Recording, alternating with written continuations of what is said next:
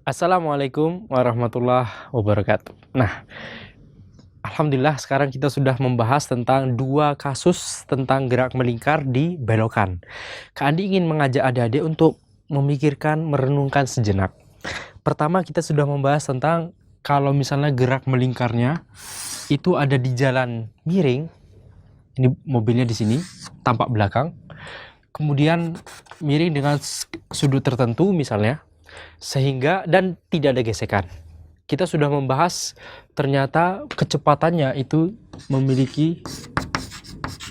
harus memenuhi relasi seperti ini. Kemudian di satu sisi kita juga sudah membahas kasus kedua, yaitu gimana kalau jalannya horizontal namun dia memiliki gesekan dengan koefisien geseknya adalah mu, ini semacam angka saja. Kemudian mobilnya di sini tampak belakang dan dia belok ke arah sini. Nah, untuk kasus ini kita juga memiliki relasi mu kali G sama dengan V kuadrat dibagi R. Nah, sekarang Kak Andi ingin menekankan satu poin adik-adik, bahwa fisika itu adalah ilmu yang sangat indah tentunya. Dengan fisika kita bisa memahami tentang alam sekitar kita, tentang sunnatullah, tentang apa yang Allah tetapkan di alam semesta ini melalui hukum-hukum alam semesta. Nah, jadi karena kita ingin memahami alam semesta, maka tentunya kita tidak boleh hanya sekedar menghafal rumus.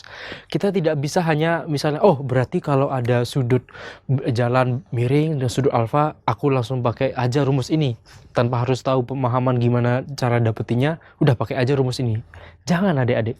Atau misalnya, ya kalau misalnya ada jalan horizontal berkoefisien gesek mu, langsung aja pakai rumus ini, cepet kan? Nah, memang kalau misalnya kita sudah menurunkannya, sudah paham, kemudian kita hafal rumus ini secara tidak sengaja, maksudnya secara sendirinya karena sudah terlalu sering menggunakannya, maka itu tidak mengapa. Namun kalau kita hanya mengetahui rumus ini, kemudian tidak ingin tahu bagaimana sih rumus ini didapat, kenapa sih kok orang bisa dapat rumus ini, ya kan?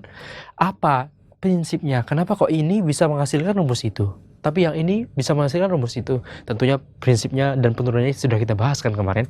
Namun poinnya adalah fisika itu, sisi pentingnya adalah di poin tersebut.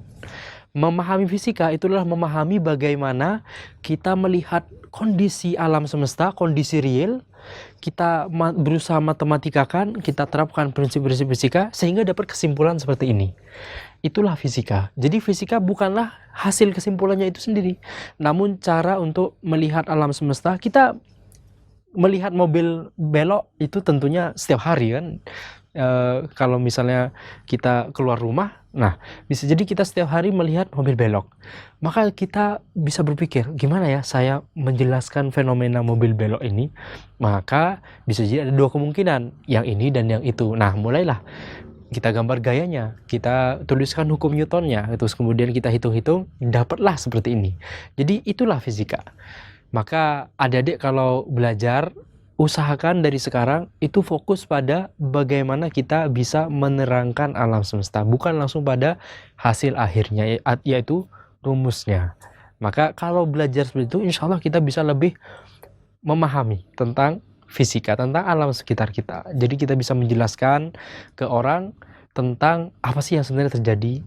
Nah, sekarang salah satu contoh bagus untuk menjelaskan atau untuk mengetahui apakah kita sudah memahami tentang prinsip ini adalah gimana kalau soalnya atau kalau fenomenanya itu kita ubah menjadi hal yang sedikit kompleks. Misalnya, kalau jalannya itu miring dengan kemiringan alfa tapi punya gesekan. Nah, tentunya adik-adik, kalau kita cuma hanya hafal rumus, misalnya kalau begini, ini rumusnya.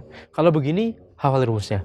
Tapi kalau kondisinya diubah, ini malah digabung sudut alfa dan koefisien gesek mu, mobilnya di sini. Gimana nanti perumusannya? Maka, Masya Allah, kalau kita tidak memahami penurunannya, kita tidak akan bisa mengerjakan soal ini. Kita tidak bisa memahami fenomena ini. Jadi, ini sedikit keterangan dari Kak Andi bahwa kita dalam mempelajari fisika, harusnya inti yang ingin kita capai adalah inti yang harus kita pahami adalah bagaimana kita bisa memahami fenomena di sekitar kita dengan bahasa fisika, dengan prinsip-prinsip fisika, bukan hanya sekedar menghafal rumus jadinya. Maka demikian, insya Allah kita akan membahas tentang hal ini di episode mendatang. Wassalamualaikum warahmatullahi wabarakatuh.